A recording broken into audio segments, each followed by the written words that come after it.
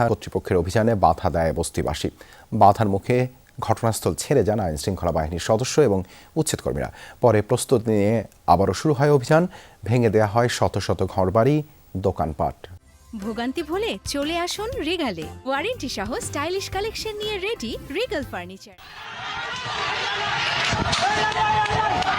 উচ্ছেদ অভিযান ঘিরে ধাওয়া পাল্টা ধাওয়া আর সংঘর্ষ।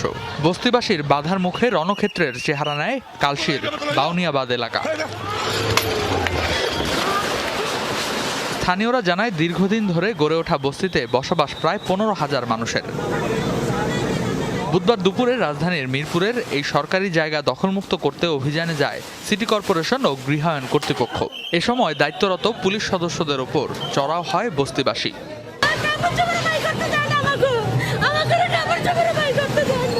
তাদের অভিযোগ, কোনো ধরনের পূর্ব ঘোষণা বা পুনর্বাসনের ব্যবস্থা ছাড়াই হঠাৎ অভিযান চালানো হয়েছে।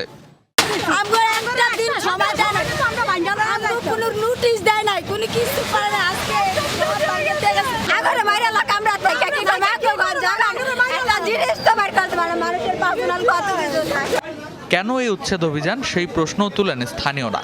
একই সঙ্গে পুনর্বাসনের দাবি জানান তারা।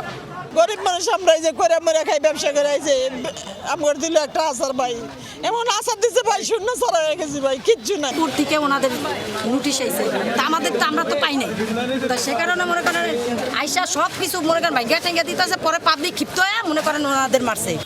এসব বিষয়ে সংশ্লিষ্ট কর্তৃপক্ষের বক্তব্য পাওয়া যায়নি। সংঘর্ষ ও ধাওয়া পাল্টা ধাওয়ার পর ফের শুরু হয় উচ্ছেদ অভিযান। প্রশাসনের দাবি, সরকারি জমি দখলমুক্ত করতে অভিযান চলবে। রেদওয়ান আহমেদ, যমুনা নিউজ, ঢাকা।